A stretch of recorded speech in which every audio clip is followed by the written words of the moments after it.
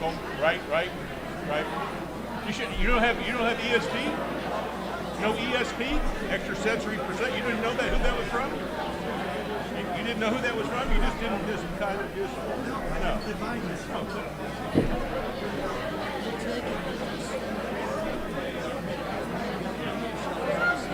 Correct. It's all set up.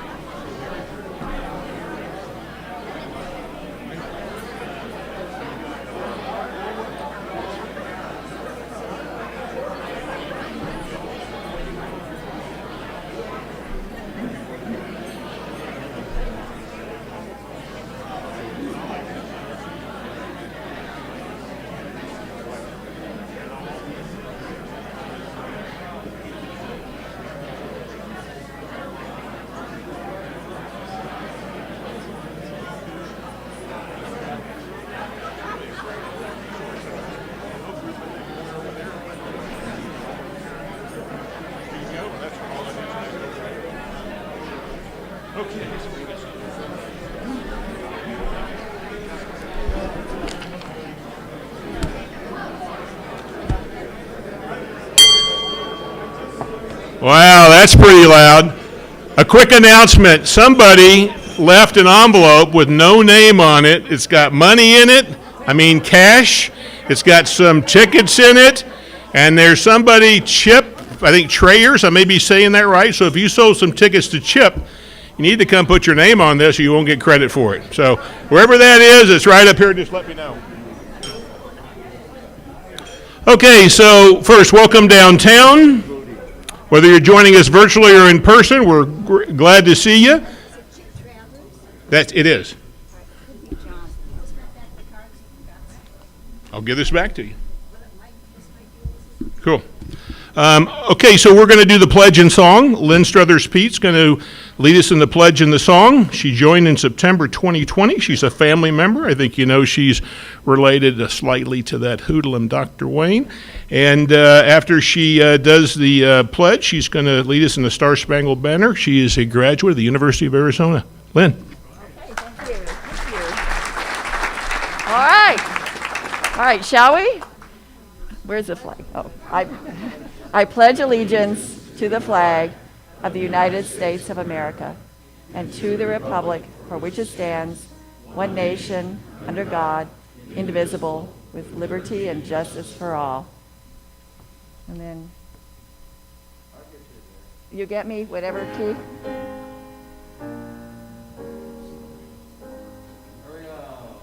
Oh, say, can you see by the dawn's early light what so proudly we hailed at the twilight's first gleaming, whose bright stripes and bright stars through the perilous fight o'er the ramparts we watched were so gallantly streaming, and the waters red glare upon thirsty evening.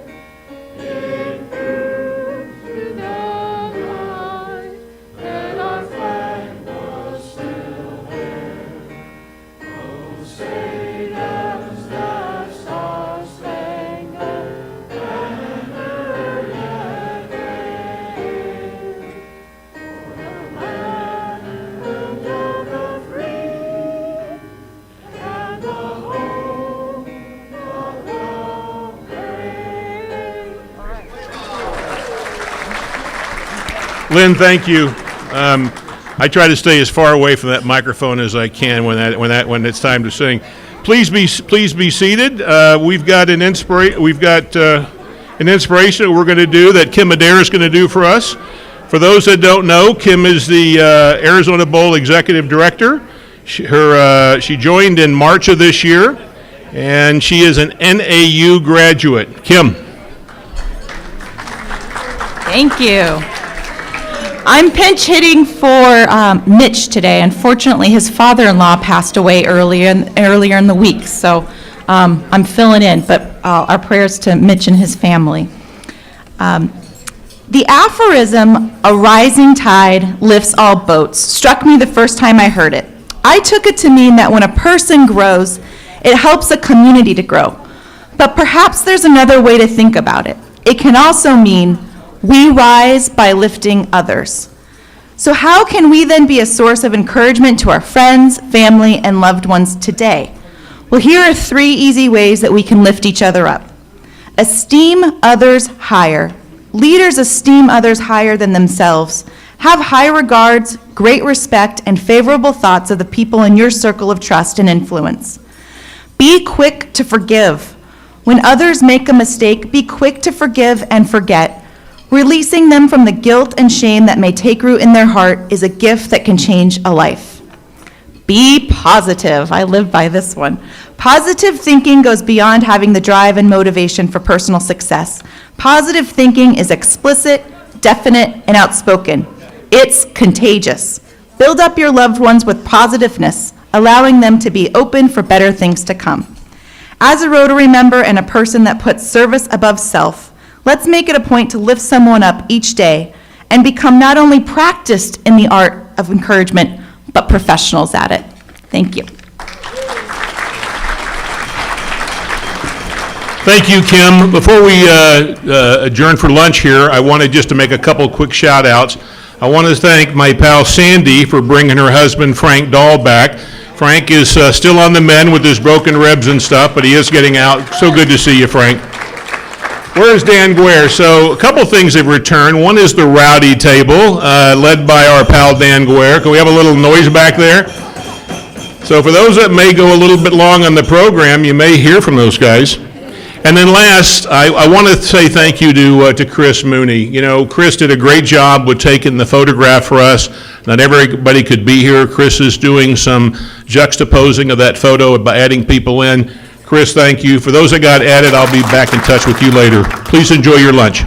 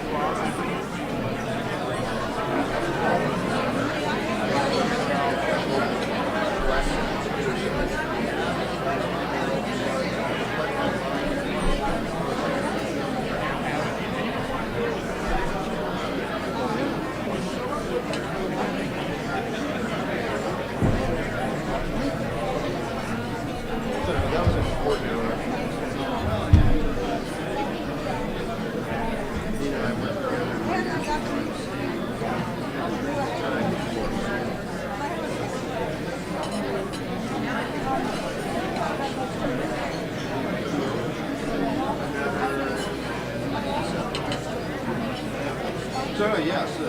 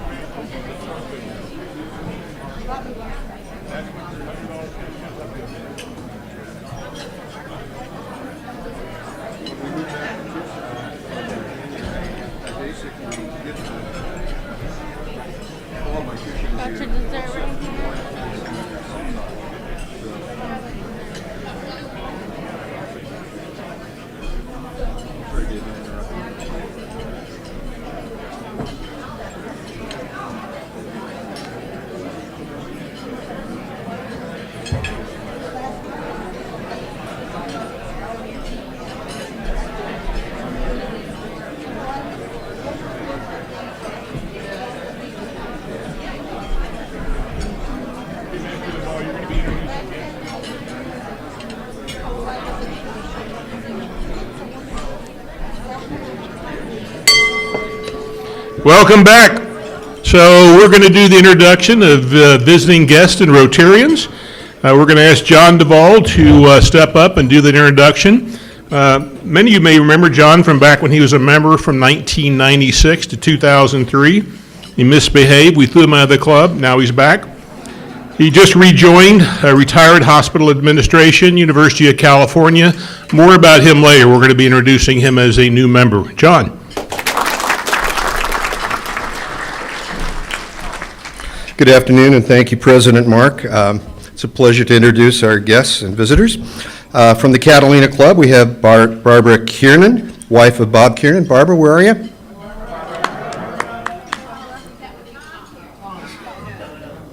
Okay, and then a guest of Glenn Ewing, we have Ryan Horn. Ryan, where are you? Stand up. Stand up, be recognized.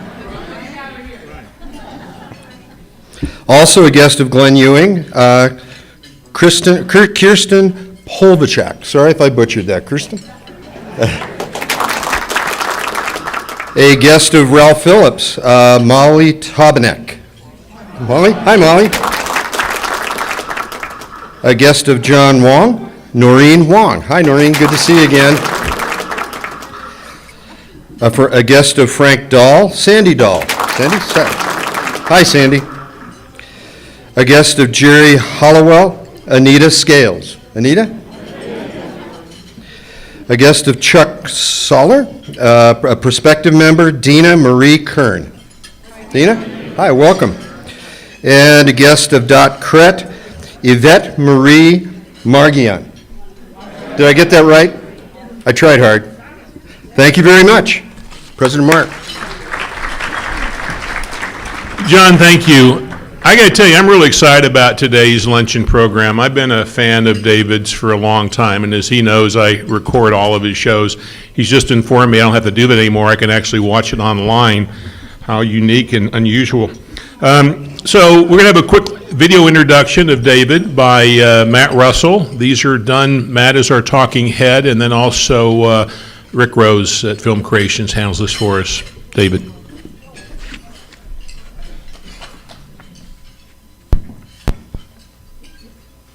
David Yetman is almost a Tucson native, having lived here since 1961. He has bachelor's, master's, and doctoral degrees in philosophy from the University of Arizona. And since 1992, he has served as a research social scientist at the U of A's Southwest Center, where he explores the lives of the indigenous peoples of Sonora with special attention to plants, especially cacti in southern Mexico and South America. David's research has been published extensively, and his latest book, Natural Landmarks of Arizona, will be published by the U of A Press in September. From 2000 to 2009, David hosted The Desert Speaks, an educational program about our Sonoran Desert on public television. And from 2011 through the present, he's hosted the PBS series In the Americas with David Yetman, which is broadcast to over 100 PBS affiliates worldwide. It is now available on Amazon Prime. Not surprisingly, David has received Emmy Awards for both shows. In addition to his academic work and broadcasting career, David has served 12 years on the Pima County Board of Supervisors. He's the executive director of the Tucson Audubon Society and a board member of Patronato San Javier. Let's have a warm Rotary welcome for one of Tucson's local treasures, David Yetman.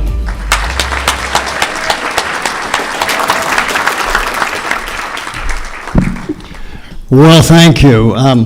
I do need to warn all of you that I have an excessively close relationship with my friend Ralph Phillips. One of the reasons I like Saguaro so much is that he and I have regularly, every Sunday for the last 73 years, ridden our bicycles through Tucson Mountain Park, out into Saguaro National Park and back, which has given me an adequate opportunity to see how saguaros function on a day-to-day, week-to-week basis. And I have bored Ralph with my discussions with him over all these years. In spite of that, he invited me to join him at the downtown Rotary. Thanks, Ralph. Yeah. There's a very important distinction to be made between Tucsonans and Phoenicians. From my observations, and I must say, I taught back before many of you were born at Arizona State University, which was called for a long time Arizona State College. But I believe that Phoenicians view the most important things in their particular area as Arizona State University and either golf courses or freeways. I'm not sure which. In Tucson, we value most the University of Arizona and saguaros. And that is a distinct difference. Saguaros are part of our life wherever we go in Tucson. The thickest forest in the world of saguaros are in Tucson Mountain Park. And we're very fortunate that that's both a county and a national park. So I want to talk to you a little bit and show you some things that you may not have known about saguaros. And I do want to warn you that what you may see in this upcoming program may not be suitable for small children. If you are of a tender sensitivity, you might want to brace yourself for some harsh realities.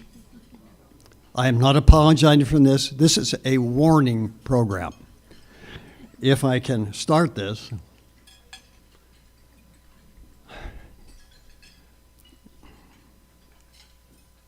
All right. If you will note, okay, I'm looking left and right. Okay. These are a lovely grove of saguaros that, if you'll note, they are old ones. These are found north of Mammoth, Arizona in the San Pedro Valley. It's a place where you can see a lot of very old ones that regularly give huge amounts of blossoms and fruits. And if you look, if you can see very clearly, they have little rings on them. And those little rings indicate different climatic effects on them from year to year. If you look in other places, you won't see these, but the San Pedro Valley has huge temperature and often rainfall fluctuations that we don't get here in Tucson. So if you compare those with well, if I could, there we go. With this bunch, which growing on are out on Sweetwater Drive in Tucson Mountains, you'll find that they don't have as many arms, they are straight up, and they don't have those little rings, and there are a lot of very small ones. Those small ones are probably a result of a deeply sentimental romantic night that they had back in October of 1983, when Tucson experienced rainfall, not quite as much as we've had in the last 6 weeks, but a lot. And if we can take a closer look at them, whoops, this has a memory. I'm going to go back one. Well, maybe I'm not. There, I'm going to go back. I'm not going to go back that far. One gets used to these things when one gets old. All right, one more. Come on now. Can somebody say the magic word? Could I have some technical assistance in this? I cannot advance this. And this is a critically important slide that you're not able to see. Should I point this in a different way? No. Can you advance that for him? We have an issue. There we, nope, the wrong way. You know, life is a one-way street. Now, if we can go to the next slide. No, next slide. Now, if we could go to the next slide. You know, these slides are not all alike.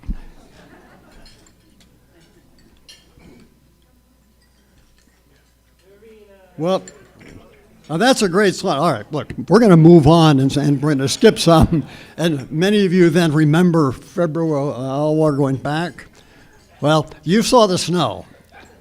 February 19th, 2019, we had snow. And some of you took the time to travel up into Gates Pass, as I did. Let me see if I can get that slide back. Don't touch anything. Saguaros are able to tolerate cold, but not a lot. The snow, if you'll notice, sticks on the top of them and actually gives them a little insulation. Now, that object that you see on the right, on the far right, was something that appeared mysteriously out of the snow. It actually is a human being, but it is not a ghost. But saguaros can grow in the snow, and they actually benefit by the slow melting of the snow. So let's move to I'm tell you, I'm going to let somebody else try to operate this, since this is inspired by the devil. One of the things that is most glorious about the saguaro is its flowers. They flower usually at the apex instead of very strange years like this year when many of you saw them flowering down the stalks by the hundreds, sometimes 10 feet down the stalks. Unfortunately, and I don't like to bring up this kind of topic, but I might have to shock your ears, nearly all of those aborted. They were infertile. Nobody seems to know why, but it was a strange year. Maybe they knew it was going to rain. Now, we love saguaros. We love their flowers. We love their fruits. We love their presence. Anybody can draw a saguaro. I can draw a saguaro. All you got to do is go like this, and you got a saguaro. Try that with a Rocky Mountain maple. But there is a sinister side to saguaros. You have all heard of the crested saguaros and seen those strange plants that grow up straight and then all of a sudden at the top grow out like an anvil. Well, there's something weird going on because no explanation, scientific or otherwise, has emerged explaining them. But today I'm going to show you that these are not creatures to be trifled with. Now, if we could have the next slide. This is a sinister beast. These kind of crested saguaros with these deformed growths are not confined to saguaros. They are found in many, many other cacti, and they're plotting against us. Now, I'm going to demonstrate why, if I could have the next slide. You can see here that they are conducting discussions among themselves. They are crested. They are up to something, and I'm not sure what, but I'm going to try to show you why our lives will no longer be safe anywhere that cacti grow. Next slide, please. Here is an army preparing. You see, it wasn't just gossip going on there. This is actual skullduggery. Discussions among cacti as to how best to attack the enemy. And sometimes because we have allowed so many people to despoil cactus habitat, to steal the cacti, to destroy them, because we want to develop our economy. Ha ha, they're getting their revenge. Next slide, please. And it's not just saguaros. These are a columnar cactus found in the southern part of the state of Oaxaca. And this is a family having an argument. As you can see, the father, who stands tall above all, is trying to instruct as to how they will next proceed to take on the enemy.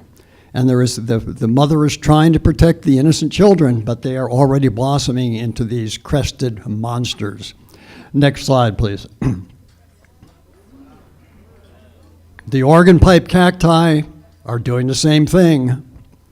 This is one that's in southern Sonora. And as you look at it very carefully, and you can see it's up to no good. As a matter of fact, if you ask the Mayo people who live in that area, what are the fruits like? They say, do not eat the fruits. And you say, why? Well, look at it. You don't want to eat fruit coming from something like that. And they do give fruit, but the Mayo say don't eat them. Next slide, please. Then if we go to the island of Aruba, we find that there is another family having family discussions about what to do about all this tourist development in the island of Aruba. and it gets worse. The next slide, please. Here we see what actually can happen. This is another species of cactus. This is a genus Cereus called the Jato. And you can see it's got crests, and it is very much disturbed by what is happening next door. You can see that there is a block wall being built. Now, I did a time sequence on this. Here is what happened next.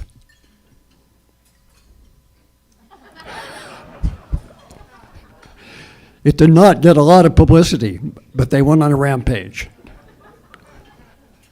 Next slide, please. Weird things happen. Now, this is a related species to the saguaro growing in the valley of Tehuacan in southern Puebla in Mexico over a 10-year period. Now, the last photograph, you can see there are many, many more of the deformed arms growing on this crest. That was 9 years ago, taken by me and my friend Alberto Borges as part of a study. But that cactus is gearing up to undertake some real dark movements against people who were ignoring their importance. Trust me. Next slide, please. And then there's more. One throws up its arms objecting to pacifism, demanding immediate military action against the enemy. Next slide, please. It's a good one to watch if you need extra time. Slow signal. I hope this is not too terrifying for most of you. Yeah.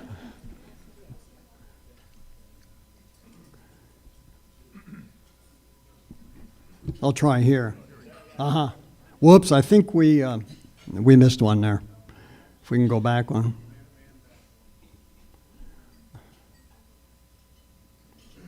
But this is an advancing army of innocent-looking cacti. Whoops, there's next one more.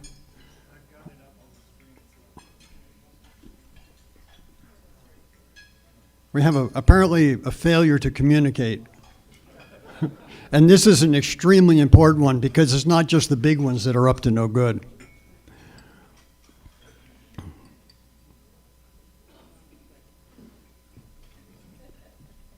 There's one in between there that maybe it's trying to skip because it has such emotional power. I will tell you that this bunch of cacti that are moving down slope as the advance guard grow in an area of northern Chile where it never rains. They live entirely upon fog. They live in the very southern parts of the Atacama Desert, not too far from the ocean. And every day for 6 months of the year, they get fog, and the fog condenses, and they can survive by that particular and peculiar source of moisture. But there are parts of the Atacama Desert where it hasn't rained for hundreds of thousands of years. They did get a rain in this area, I think it was back in 1990, about a ½ inch. Well, if we can go the other way, things will be looking up. I think that there's something about the camera that is just reluctant to show that slide. What you were not seeing in that slide is a crestate cluster cactus that I'm sure has just eaten a small animal, like a puppy or a kitten, and has a very smug expression. Now, you're laughing, but folks, this is serious stuff. Well, let's try the next one. Let's see if we can move on and get... Oh, yeah, very good. I wish that were a little clearer, but you can see that's a crestate, and they have a mouth. They actually have a seam across, and when people aren't looking, they can open that mouth and grab things that go by. Not many people have photographed this, but we know that it happens because there's local knowledge about it. All right, let's move on from that's called a copiapo. They can also lie in wait, in shadows, wait. Cacti are extremely patient. They are able to wait for years before they jump out and grab. And that's why, really, if you have a Yorkshire Terrier, don't take it close to those kind of bushes. Now, let's see if we can move on. Now, you may look at that and laugh. This is from southern Mexico. But I believe that that article of clothing there was actually worn by a real person. During the night, that person was attacked by cacti. And that garment was taken from them and placed upon this innocent-looking cactus. It's not innocent. Next one, please. Wow. They also have representatives that are tall enough to be able to communicate with other cacti about what's going on. This one is about 60 feet tall. It's found also in the state of Oaxaca in a canyon. I had a very difficult time photographing it because the canyon was very steep. But you can see as it's looking around, if you watch it, it waves and turns to see and then communicate, here are the enemy. I got away. I escaped, but others haven't. Yeah. Next slide, please.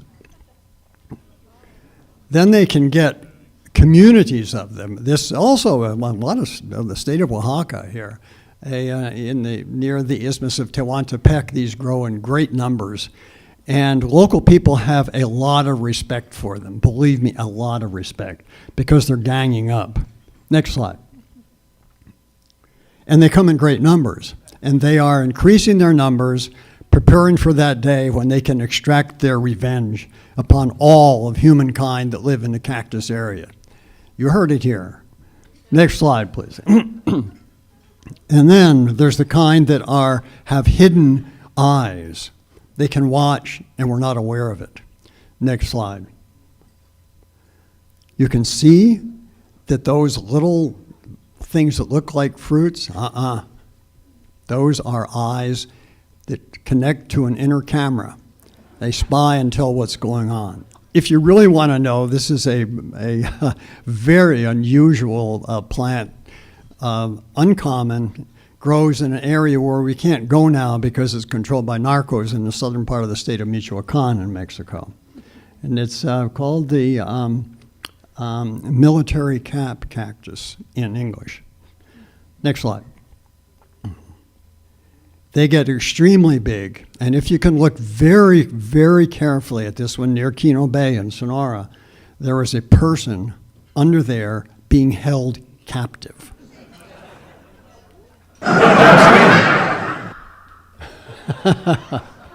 Next slide, please. And my friend Alberto Borges was making a terrible mistake by looking at his camera rather than at these enormous, they call these mother-in-law chairs. And while I was not looking, one of them reached out and knocked him over. He ran away, but I caught him just before it hit him and tried to warn him. He would not listen.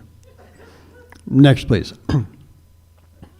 And then some of them can send out the most vicious spines you've ever seen. 8 inches long. This happens to be one from, this one is from northwestern Argentina. But those spines are 8 inches long and they pack a little venom. Why would they do that if they were so innocent?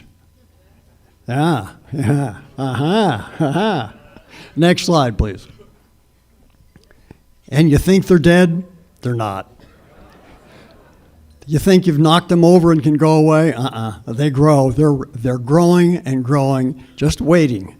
You think you're safe here and you're complacent because you're in the downtown Rotary Club. Well, get rid of that idea because bad things are going to happen. Next slide, please.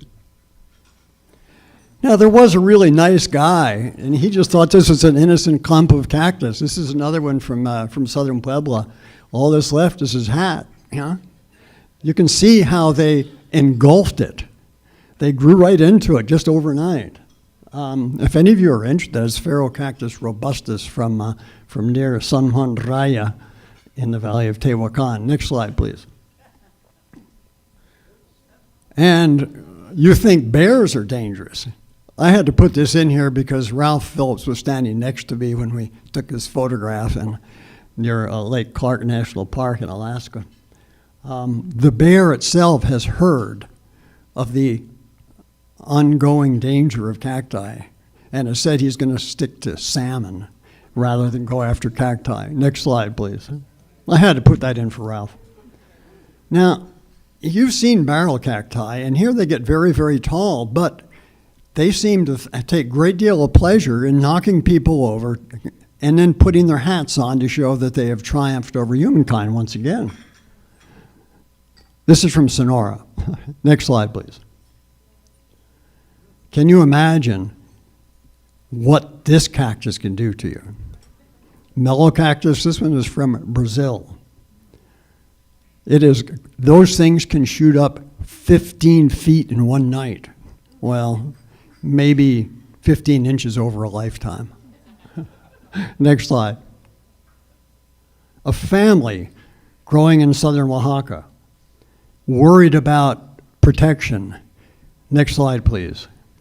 Now you can see, if you look very carefully, the cactus behind has like a pincher-like movement to attack this other cactus, just in practice, or how it can get vengeance against those awful human beings.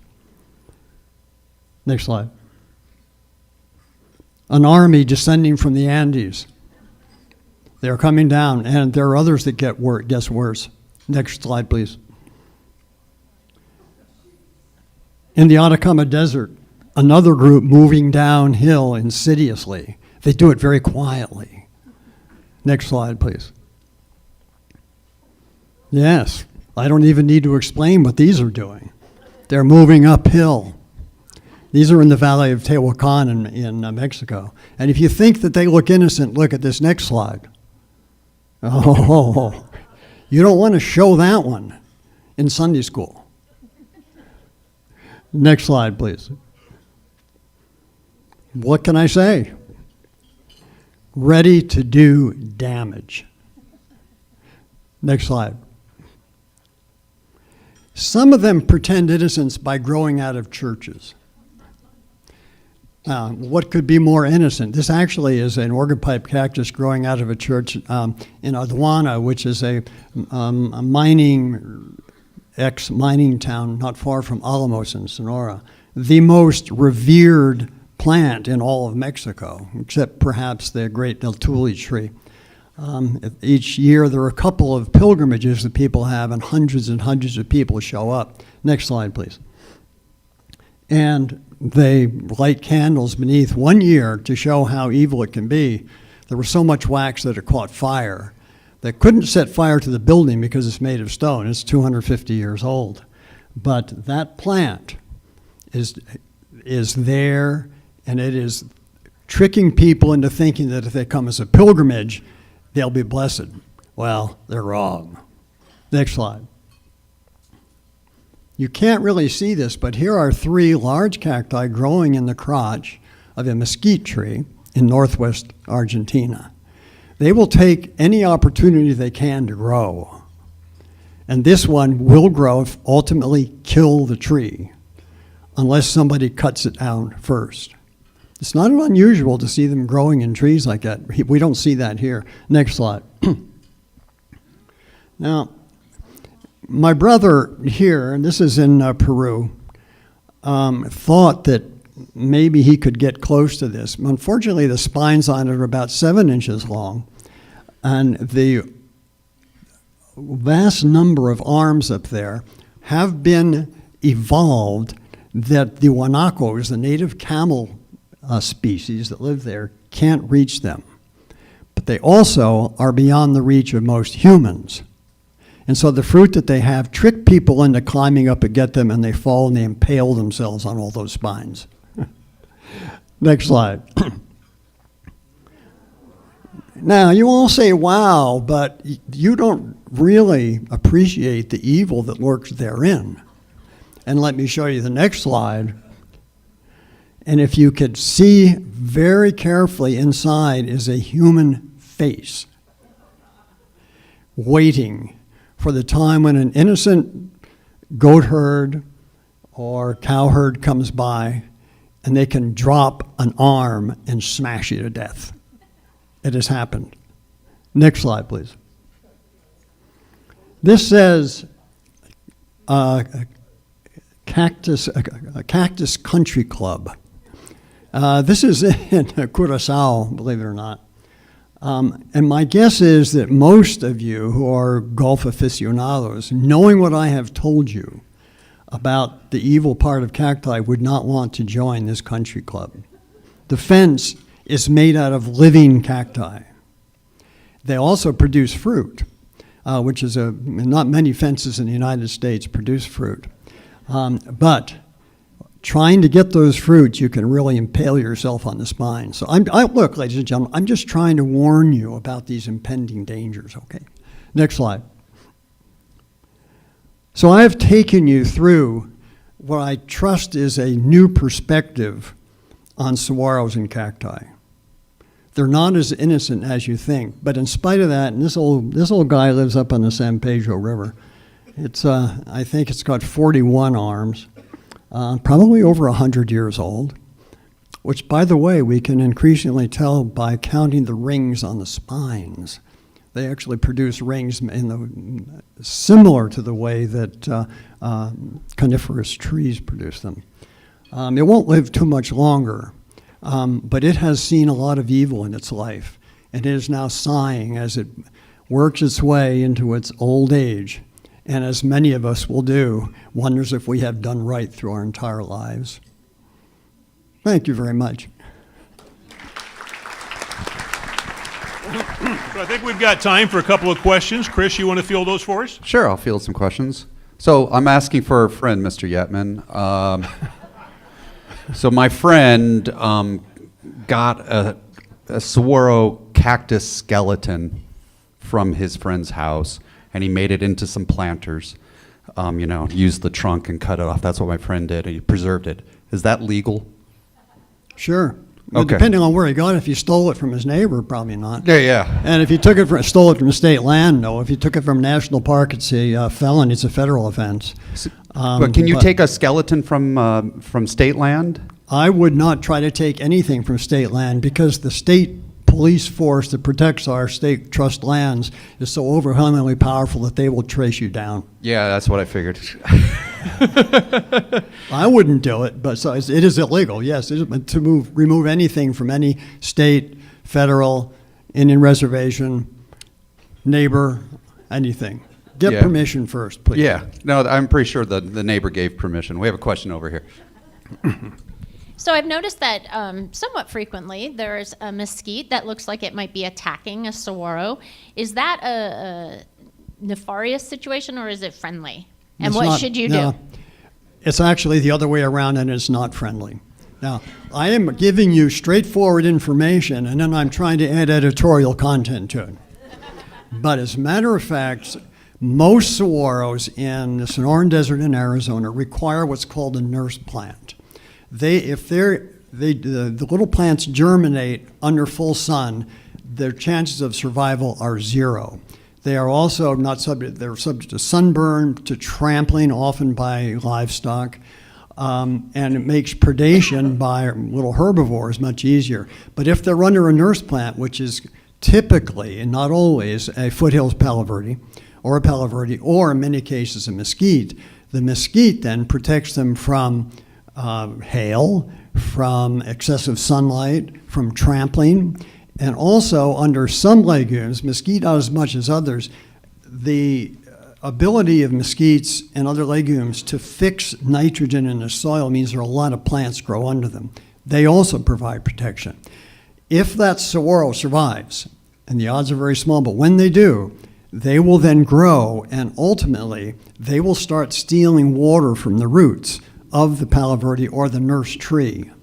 And ultimately, many, many of them get killed by the ingrates that grow up, thank them for all of their attention to their needs all that time, then kill them. So it is a fact that they will kill a nurse plant. All right, I have time for one more question from Cindy here. Thank you. Thanks for your presentation and great photos. I was wondering if you could talk a little bit about What I've noticed with the saguaros in the last year or so, that the bulbs or the buds or whatever are growing down the sides of the spines. Is that a water thing? I mean, can you explain that?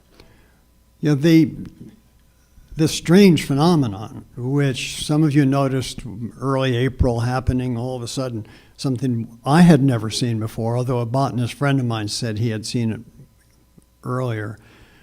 Nobody really knows, except I think, as I mentioned earlier, all of those flowers were infertile. Most of them didn't open into flowers. They were buds and then fell off. Some of them did, but a friend of mine who studies them in detail says none of them were fertile, which means that the cactus is not benefited by having that happen.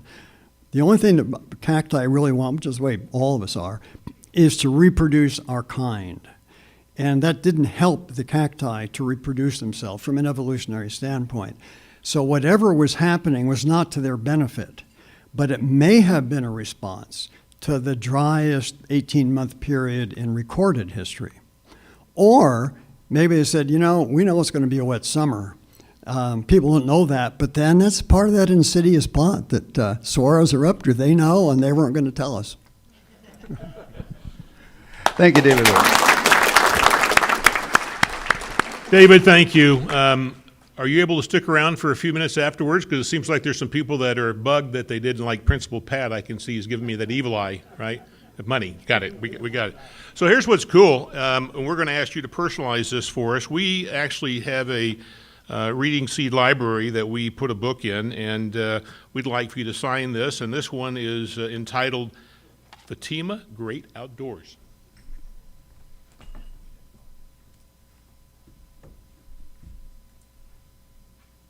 And that goes into our Make Way for Books library, and that supports children's literacy in Tucson. So it's that time to move on to birthdays, but I want to say first, Ralphie, thank you for bringing David to us today. Really, really appreciate that. So we've got a handful of birthday folks. First, we're going to start with Sharon Felden. She was born on August 16th. She joined us in February of 16. Her classification is education, school, principal, retired. Sorry, Pat. She was a principal at Gridley Middle School. I don't think she had a bad reputation like Pat did. And she's a U of A grad. Some things you didn't know.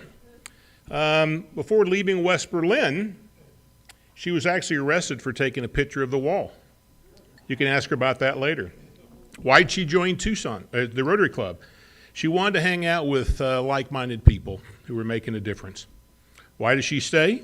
Because of the friends she's made and because of the impact we're having on youth.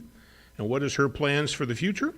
She's going to work on mentoring, scholarships, and working on the car show. There you go, Joni. Back to you. Come on up.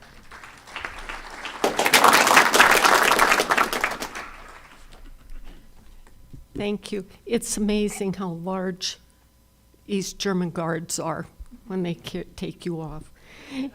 Anyhow, I would like to thank my sponsor, which was Ted Forsberg. He does an excellent job on recruiting people that call or ask for being a member.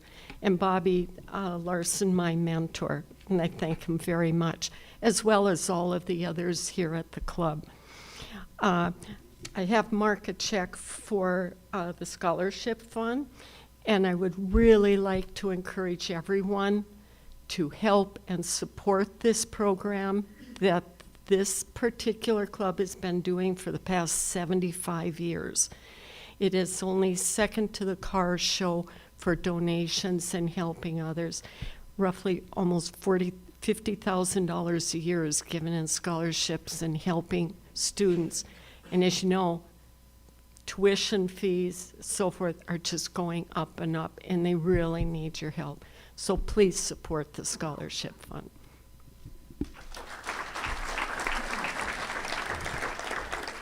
Sharon, thank you. Rhymes with cheetah. Think Jeannie Zeta.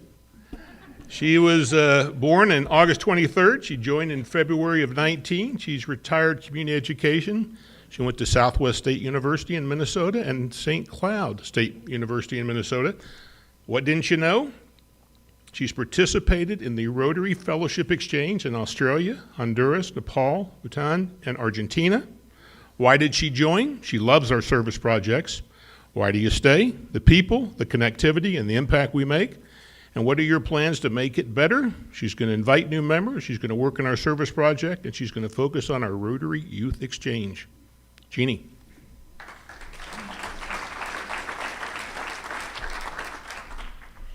Well, I just want to say that when I moved here from Minnesota in 2018, I knew I wanted to find a really good Rotary Club because that was one of the things I loved being part of back in Minnesota. And I feel so happy to have found this club where I feel like I've made good friends and I've learned about the community and I've had a chance to use time and talent to help in various projects. And I feel like I get to know each of you separately because I keep track of all of the ticket sales for the car show. And so I get to see as ticket sales come in, different methods, and I work with the auction and put things in. And it's always fun to get surprised by who's donating what or who got a donation from whatever. And it's coming together, and it's due to the generosity and the help of all of you that makes me excited to work on those things. I have a check for the Rotary Club of Tucson Foundation for the Scholarship Fund. And I want to thank my sponsor, Bill Mesh, and my mentor, Vicki Jacobs. It's been great with all of you. Thank you, and thanks for all the work you do on our amazing car show.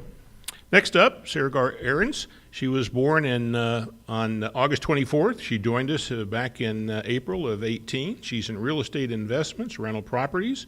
She's with B&S Investments. She went to Boston University and San Francisco State. Some stuff you didn't know. Check this out. She grew up in San Francisco in the 50s, 60s, and 70s, and she played baseball with Willie Mae's son, Michael. Why did she join? She loves the social interaction, the networking, and she loves hanging out with action-oriented people. Why do you stay? She likes the results of what we're doing. And what are your plans to make it better? Bring in more amazing women members. Sarah. I was going to go through and read this speech, but I'm just going to keep it short. First off, I want to thank my sponsor, Faye Morris, who celebrated her birthday yesterday, so big happy birthday to Faye. And as I reflect back, birthdays are a time of celebration, and I think we all have a lot to celebrate. We went through a tough year last year, and we've got a lot to look forward to this year. This year, I'm celebrating because I'm going to Alaska tomorrow, and we're selling our home up there and moving full-time to Tucson. And I'd like to just sum it up with a quote from Lucille Ball. I think she says it best. The secret of staying young is to live honestly, eat slowly, and lie about your age. So I'm lying. Sarah, thank you. So it's that point where we get to introduce a new member, and I hate to tell you women, this is actually a guy. I've been on a thing trying to get women, but we're on guys now. So let me tell you about something about my pal, John Duvall. First, he's one of my best friends. Second, he's probably one of the smartest and most strategic people I know. He is a total overachiever. He's won more awards and recognitions than anybody I know. He has no off switch. And here's what John told me before I was going to make this introduction. Mark, please do not read my bio. Mark, please don't embarrass me back like you did back in 1996 when I first joined. Mark, please be brief, be bright, and be gone. So I'm just going to touch on his highlights, and for those of you who would like to read his entire bio, so I'm going to touch on those highlights. Again, you can come up and read the rest of this stuff later if you want to. He's married to the incredible Valley. He's got 2 incredible adult children who call me Uncle Mark. I'm really proud of that. Devin, who's the moose shooter, just tranquilized a moose. If you saw that in the paper or the news lately, that was Devin. And his amazing daughter, Dari, who's an incredible musician. You should recruit her, Chris. He's a graduate of the University of California in Irvine. He's got both the BS and an MBA. I first met John when he was the chief operating officer at UMC, where he was from 97 to 2003. He tried without success to fire me many times. Then he hopped over to VCH, Virginia Commonwealth Hospitals, and he was there from 2003 to 2016. He's been a senior scholar with the Accreditation Council for Graduate Medical Education since. very community-minded, very impactful, sits on a number of boards. Outdoor guy, loves kayaking. Without further fanfare, please join me in a Rotary welcome to our newest member, Master John Duvall.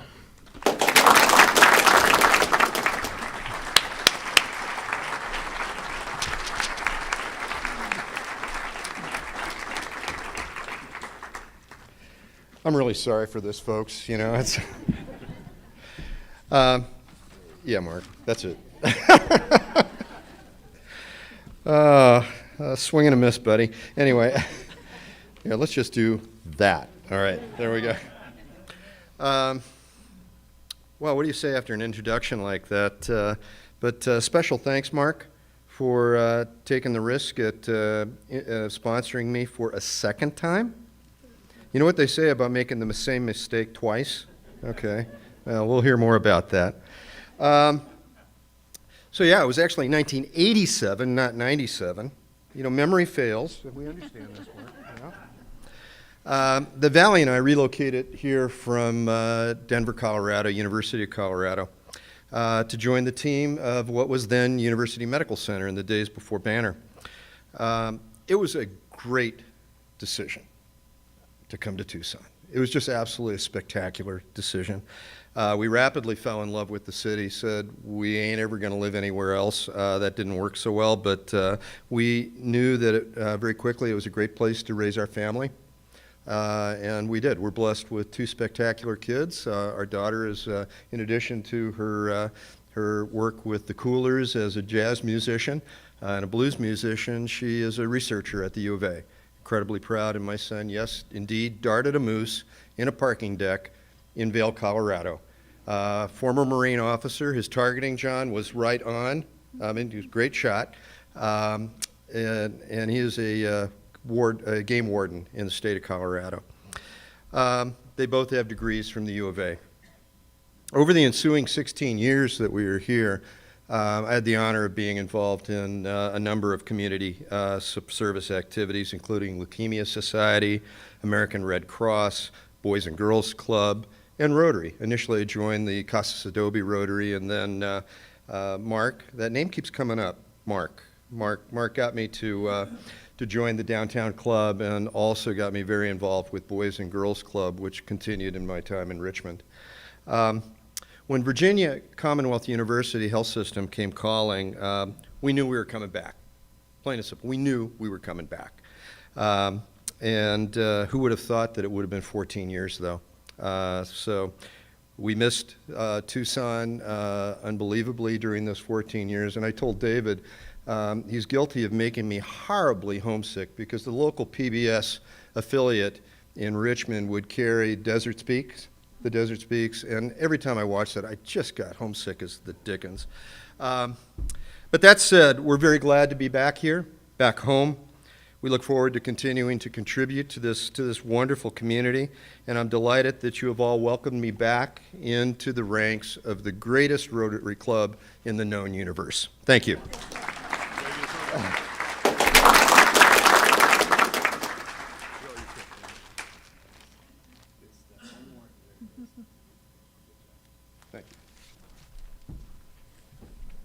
Thanks, John. He's a troublemaker.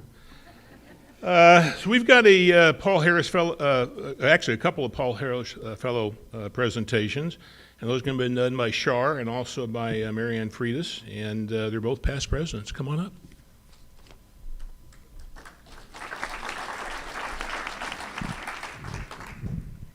Today we come closer to a world of peace and understanding through the presentation of two Paul Harris Fellows gifted by fellow Marianne Freitas in memory of her parents. Their picture is going to appear on the screen. Sam and Marge McGahee met at the University of Oregon, where Sam was a fraternity guy and a half and 1 mile runner on the track team. In high school, he was a track star, an honor student, and student body president. For you runners, he started running as a junior in high school, placing second in the state meet for his first year. Next year, he broke in 1936, he broke 2 high school state records from 1913 within the same hour with 4:29.8 in the mile and 2:01.2 in the half mile. He graduated from the University of Oregon with a BS degree and married Marge on August 17, 1941, before heading off to serve in the Army Air Force. After several years training troops in the Army Air Force, he left as a major and went on to managing the Firestone Tire Center in Roseburg, Oregon. While Sam was in the Army, Marge gave birth to Mary Ann, and Marge became the traditional stay-at-home mom, which is what moms did then. She was also a bridge player, an avid golfer, the family's social director, the ultimate fan of Mary Ann's dad, and a wonderful hostess. They later moved to Arcata, California, where he managed a sawmill, which he eventually purchased with a partner specializing in 2x4 studs, 2x3 railroad ties, 4x4 fence posts, patio furniture stock, chips for paper, sawdust for hog fuel, and bark for ground cover. After 23 years in the business, they sold the mill, and retiring at age 59, he went on to enjoy life golfing with Marge, who was a star golfer at their golf club, and many social activities. Sam was a Rotarian in Arcata, keeping up his membership while they spent their winters in Palm Desert, California. With women not allowed, Marge spent many Rotary meetings waiting in the car for Sam while she knitted and he attended the meeting. Eventually, they left Arcata, purchased a home in Palm Desert overlooking their beloved golf course, and continued their social whirlwind, our bridge, country club, golf parties, etc. They were the ultimate entertainers. Sam was a self-taught guitar player and often entertained friends with his many renditions, sometimes using a neck holder playing the harmonica at the same time. He was the ultimate joke teller, and at the drop of a hat could tell the endless stories to keep you in hysterics. Sam passed away in 2005 at the age of 89. In 2009, Marge moved to Tucson to be near Mary Ann, where she kept the social activities going at Mountain View Retirement. She passed away in 2016 at the age of 96. Mary Ann, would you please stand and know of our appreciation for your sharing your parents' sweet love story.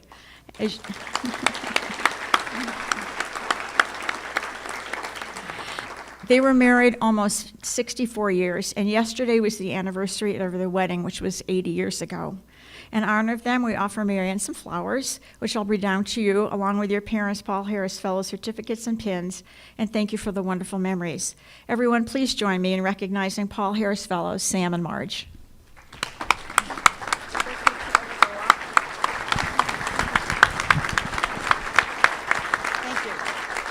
Charlotte, thank you. I think, Marianne, I think you've got something to say, don't you? Just a quick moment. I'll be quick, and whatever that whole phrase is.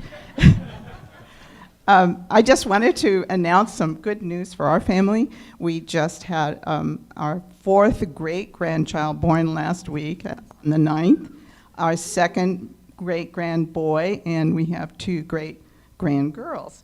And so in memory of that, or to celebrate that, I'd like to donate $100 to this wonderful woman, Charlotte, for her ride in polio. Thank you, Charlotte. Very, very, very cool. Charlotte, thanks for that introduction. Marianne, thanks for sharing all that with us. That was just great. History moment. As we promised, we're going to do a history moment at every meeting. We've got past President John Wong's going to come up. He joined in February of '83, as you guys know, orthopedic surgeon, retired, Tucson Orthopedic Institute. Where do you think he went to college? Princeton. He didn't go to Sal Point, and he was our president back in 2006 and 7. John.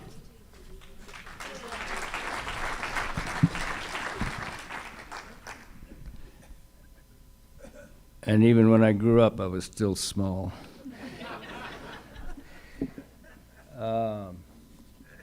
Next slide, please. Do we know who this is? Did he go to Sal Point? This was Paul Harris. About 1900, he was a young lawyer in Chicago. Next slide. That's his birth and death date. Next.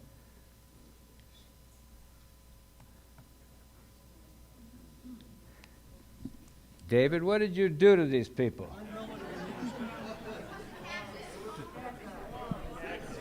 The cactus did it. That's right. Anyway, he is in, he's in Chicago in the 1900s. And remember, we talked about that a couple of weeks ago, that Chicago was a town that was contrasts, a lot of contrasts, good, bad, ugly. It was mean and unfriendly. And Bishop Kikanos was here when I spoke about this last time. He's from Chicago. He said it's still the same way. Oh, we do have a slide. Okay, so he decided he was going to create a club, and he invited 4 colleagues. First on the left, you see Silver Shield. He was a coal dealer and a law client of Harris. Then Paul Harris, then Hiram Shorey, who was a merchant tailor, and Gustavus Lohr, who was a mining engineer. And they agreed to form a club for 2 reasons. 1, for informal friendship, and 2, for mutual business cooperation. They had 2 requirements for membership in this club. Each new member would have to be from a different profession or business. That doesn't hold anymore, but it did for a long time. So they would have a variety of vocations and professions represented, and that they respected all vocations. And the other requirement was that the new member had to be a man of good integrity who was vouched for by all the other members. And they would meet every 2 weeks, and they would rotate meeting sites. Next. That's the 5th member, and I'm going to talk about him next time. But let me just tell you about what happened at their 3rd. They were going to meet every 2 weeks, and they were going to rotate. At the 3rd meeting, they had about 15 members, and they were going to decide on a name. And some of the names that were presented were Friends Food Fellowship, Trade and Talk Club, and some other silly names. But Harris suggested Rotation Club. They all thought that was too clumsy, and so somebody said, how about Rotary Club? And now you know the rest of the story.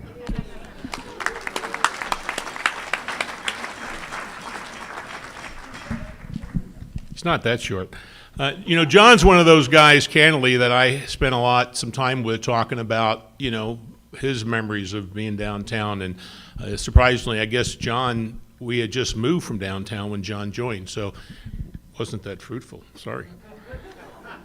So we're going to turn this over to Chris Dodge. Chris has got, I think, a raffle that he's got, in case you didn't know. Besides being our Sergeant at Arms, he joined in February 20. He's a musician.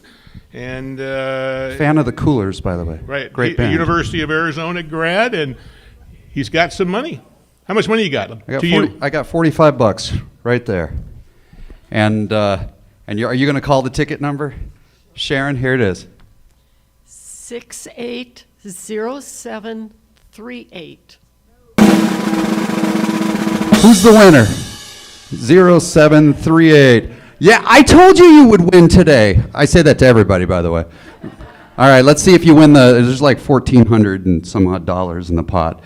I'll bring you your money here in a second. All right, if you get the King of Clubs, it's his.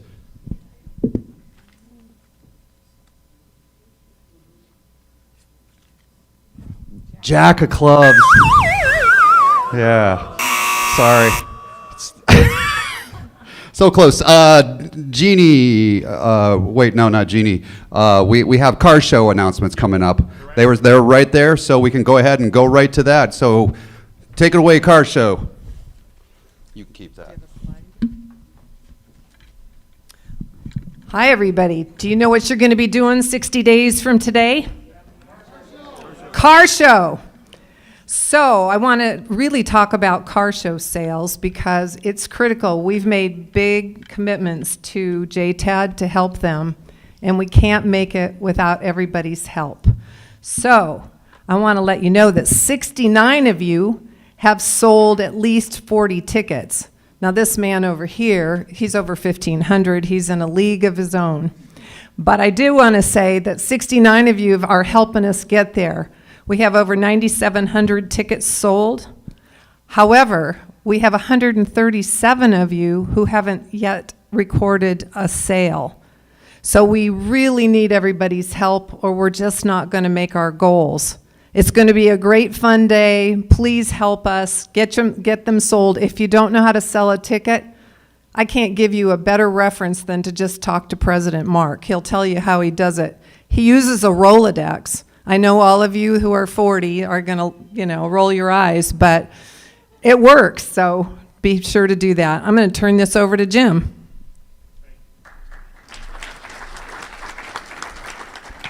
So 3 weeks before the car show, September 25th, will be our centennial celebration. And Leo Litsky and his team have done an outstanding job preparing a very memorable night. But only 70 of you so far have decided that it's worthwhile to buy your tickets and come. So let's get on the stick. We've planned for a crowd of over 300. So if we don't get there, we're going to be digging deep into the Rotary funds to cover the difference. So please buy your tickets. And I want to thank all of those who stepped up for the star insert that we're doing on September 12th. Initially, I was a little skeptical about what would happen. We have sold 14 pages of advertising, netting $21,000 that we wouldn't have had before. So thank you all to that. Remember, buy your tickets for the September 25th event. We also have an auction, and I'm going to turn it over to Ken Light on that one.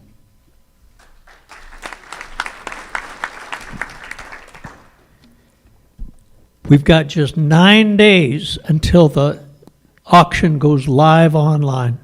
And at this point, we have 196 committed items, including 5 live auction items, maybe to go to 6.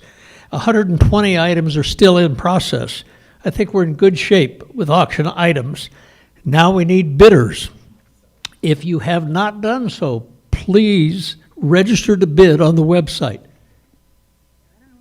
We don't have the slide. That's okay. The slide will be put up now. So there's the website, and there's the mobile site, so you can do it either way, and it's easy. Who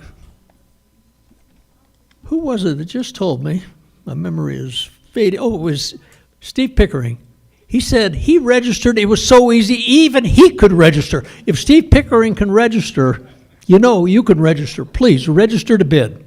Next slide. Well, that is the next slide. Okay. Some more recent acquisitions, as you can see up there. How about spending New Year's Eve in the Sands Club, enjoying the Arizona Bowl in a VIP style and luxury? Or a virtual cooking party for 20 with world-renowned chef Janos Wilder? Or $500 to spend in a beautiful Spirit of Santa Fe jewelry store? Or how about a quarter-page ad in the Desert Leaf, and you can even congratulate the Rotary Club of Tucson's wonderful centennial celebration and Jim Lebimski if you had that ad available to you at a bargain price. Finally, for today, I would be remiss if I didn't once again thank each of you for your hard work in getting items for the auction. Firm up those items that are in process. We need additional help with various functions as we get close to the auction, and we'll talk about that next week. In the meantime, please know that we really appreciate it. And Jeannie's going to remind me of something that I forgot. 1 week. We are trying to get it all in by the... We're trying to get it all in 1 week. Is there anything else, Jeannie? Thank you.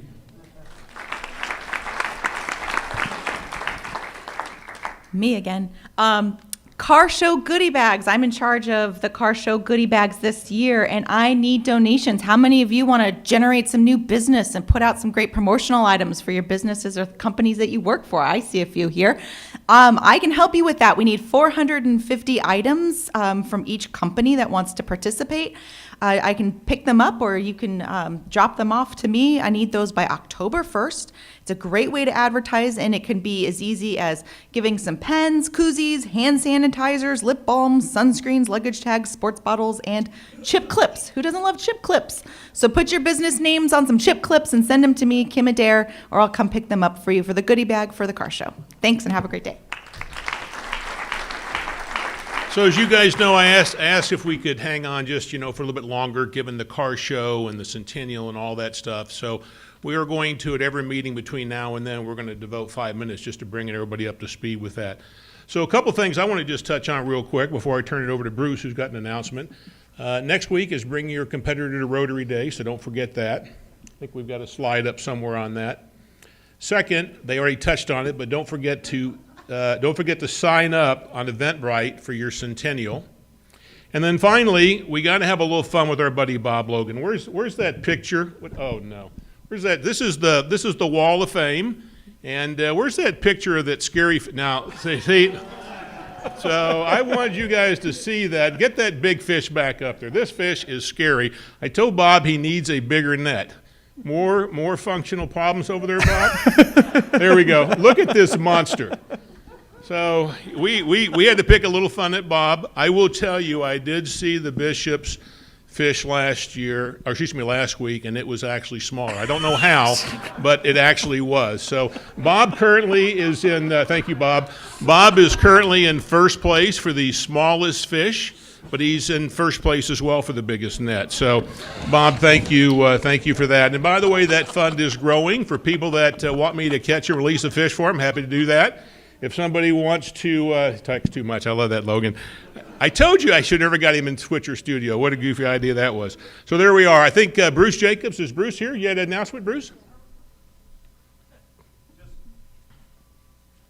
Here, use this one. Probably turned it off. You probably did because I was making the announcement. So I'm just pitching the Centennial shirts again. There's flyers on the back table. I'm sorry I didn't have the chance to print them out in color, but they'll be in color next week. We're going to email these out to you so you can just print them out at home.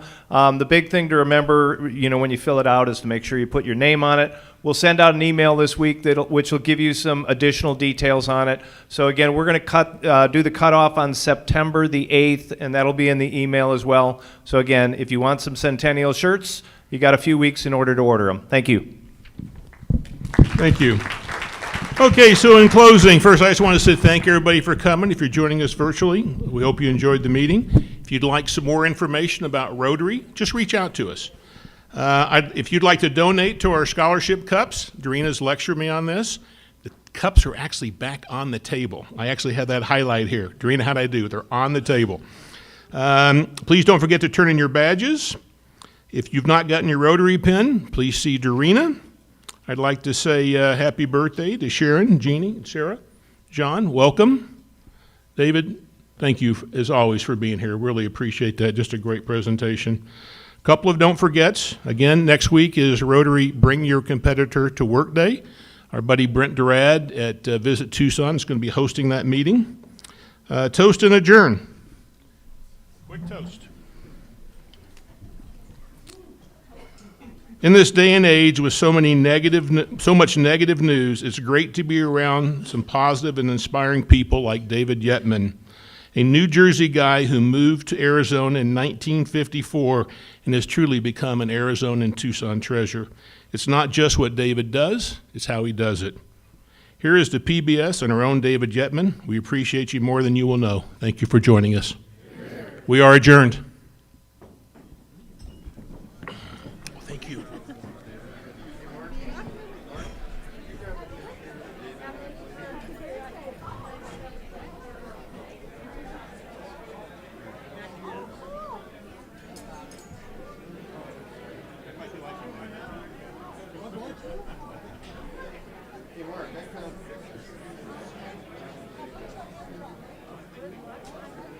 I actually do have a picture of me